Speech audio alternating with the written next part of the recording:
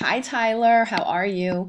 I just want to apologize for not being able to connect with you personally, but I did want to go over my comments and your revisions verbally so you can just hear them, and we'll go through the essay together.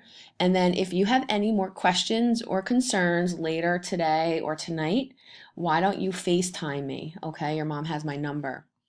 So we could FaceTime. I'll be at school till probably around 3 or 4. So if you can do it then, if you can't do it until later this evening, we could FaceTime around 8. But I think your essay looks really good so far. You've made a lot of revisions that have made it a lot better and more effective and a lot clearer. All right, so let's just go through it here. I'm going to read it aloud and I want you to listen. Listen to me reading it. And if I stop and talk about something that's confusing, I want to ensure that you think it's confusing as well. And if you don't, then make a note of it, all right? Just jot it down and then we'll talk about it later, okay? Everyone struggles with different issues in their life, whether it's about their parents, friends, money, or school. Sometimes these struggles can change their relationships and the way they act to each other. Now, when you say they, I'm assuming that you're talking about everyone. You might want to be more specific here. So let's just put a comment in there because now that I'm hearing it aloud, I think it could be more specific. So the way people act towards one another, or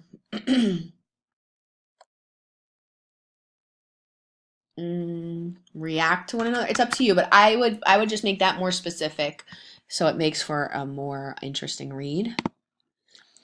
In the story The Treasure of Lemon Brown by Walter Dean Myers, the main character, Greg, finds himself in a struggle with his dad about school. Now, is it about going to school? What is it about school? So you might want to add a little detail there. And also you say the main character, Greg. Can we add a detail to just give the reader some insight to the type of character that Greg is? Is he the main protagonist? Is he a teenager? Is he a young boy? So if you could add anything that would add a detail to his character, his physical characterization, that would be helpful. I'm going to add that here. Insight to his character. So what I'm noticing in general about your writing, Tyler, is that sometimes it can be a little confusing, and I think that is because you might be rushed or you might not read it aloud. The other weakness that I notice is that it lacks detail. It lacks the nitty-gritty specifics that really allows the reader to see what it is that you are telling them. So you have a great way of organizing your ideas and getting the initial ideas down to answer the assignment. But then when it comes to really providing that detail to develop the ideas, that's when it kind of becomes a little bit murky. All right. So I'm going to continue reading. The main character, Greg, finds himself in a struggle with his dad about school. As Greg pushes through the conflict with his father, he learns that all parents care for their children and want to give them the gift of success. Now, he doesn't learn that right away, right? It's as he pushes through that conflict. It's only after he has to go through those growing pains, right? And after he has to really struggle that he reaps the benefits. So you might want to say that ultimately, as Greg pushes through the conflict with his father, he ultimately learns. And now you move into the beginning of the story. In the beginning of the story, Greg is an irresponsible and unmotivated teenager whose only interest is playing basketball for the Scorpions. Greg believes this is a chance of a lifetime because 14-year-old players barely ever make the team. Yet, when his dad finds out from the principal that he is about to fail math, he refuses to let him play. Now, this colon right here is to introduce the quote. It's kind of to increase fluidity so that it's not choppy. So if you were to just put a period and then put the quote, the reader doesn't know how it relates. So if you put a colon there, that introduces the quote and lets the reader know that that's a detail to support that claim. And you want to play basketball? Is this some kind of joke? Greg's father continues to lecture him. Now you can put a comma if you want to introduce the quote, or a colon.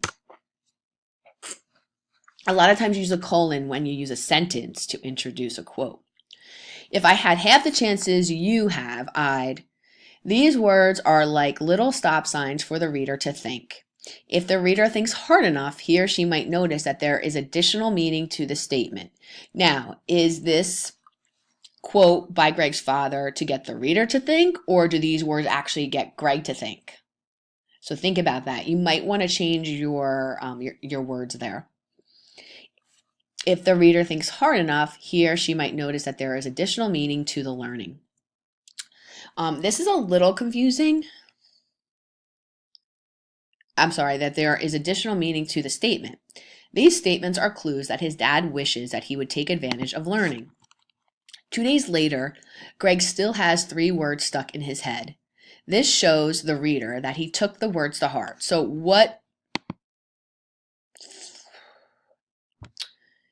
so Greg still has these words stuck in his head, the ones that stuck with the reader. You might just refer to Greg rather than the reader, because you really don't know what the reader has stuck in their head. So you could say, these words are like stop signs for Greg. They urge him to stop and think, and to really think about the meaning behind his father's lecture. These examples show that his dad, or father, you could put, truly wants for him to do better than he did. But Greg is too blind to see it. Remember, stay in present tense. By yelling at Greg to motivate him to do better in school, it has the opposite effect. Since Greg fears additional lectures, he ultimately decides to hide from his father in an abandoned house. Now, that paragraph is clear. It's well developed. The only thing I would do to make it even better, and if you want to make it even better, you might want to vary the way in which you structure your sentences. So you'll notice that a lot of your sentences start with Greg. Greg believes, Greg is, Greg still, Greg fears, Greg is too blind. How can you eliminate the redundancy there?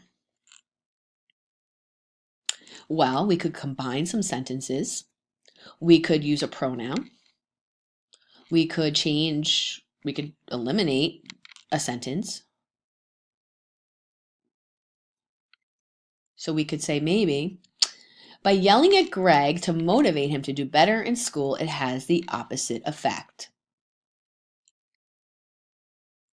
Therefore, and you could connect the 2 sentences, and therefore, since Greg fears additional lectures or additional scolding or punishments, we might want to change that word to vary our vocabulary. He ultimately decides to hide from his father in an abandoned house. In the middle of the story, at the abandoned home, Greg meets a homeless old man named Lemon Brown. Now, you've already said abandoned home here, so let's try and change it up here. Okay? In the middle of the story, when Greg is stranded at this building all alone, desolate building, Greg meets a homeless old man named Lemon Brown. The author's initial description is a creepy guy with a knife. So why do we have to put the author's initial description? Can we say Greg meets, can you put here, what if we put here in quotes so we know it's from the author? Hold on, let's add this. Greg meets a creepy guy with a knife. Or you could say a creepy old guy with a knife, because then it will eliminate the choppiness. As Greg continues to talk to Mr. Brown, he starts to befriend him as he is interested in his stories about his life. Now, because he's interested in his stories, he befriends him. So why don't we put that first? So as Greg continues to talk to Mr. Brown, he realizes that he is interested in the stories about his life, and therefore he befriends him. Lemon Brown describes his life of music and his family to Greg. Now, those are the stories, right?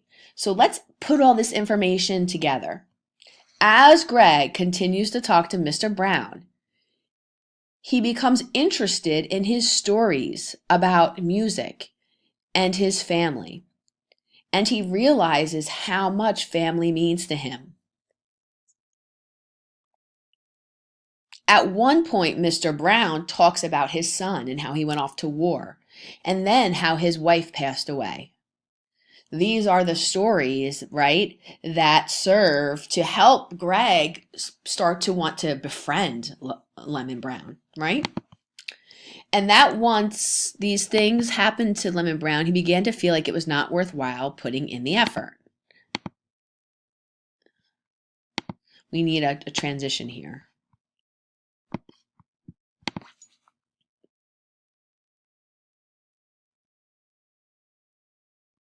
Let's add that. Unfortunately, when he lost his family, right? Unfortunately, when Lemon Brown lost his family, he felt like he didn't want to put forth the effort because he had really nothing to live for, right? So let's put that there. You can figure out how you'd like to word that, but that would be a nice transition. Greg began to realize his mistake and how selfish it was to hide from his family, right? And how upset he was probably making his family. Now, you don't have to say one example is. You can just provide the example.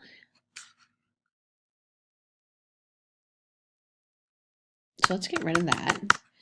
Greg, since you already said began in the beginning of this paragraph, let's get rid of that. Greg realizes his mistake and how selfish it was to hide from his family. And we could put a colon there or a comma. Greg asks, he then asks Lemon Brown, right? Let's put that here.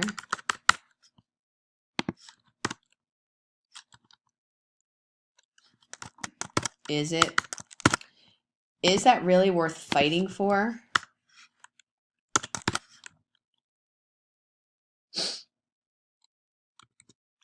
And Lemon Brown replies, what else does a man have to pass on to his oldest son? So,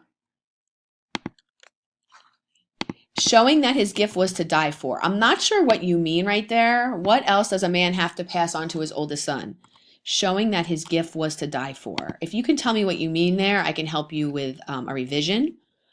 He learns that to Lemon Brown's family was all that he ever wanted, and this starts to reveal his dad's purpose of the lecture and what he wanted Greg to get from it. All right, we're going to have to revise that. Let me just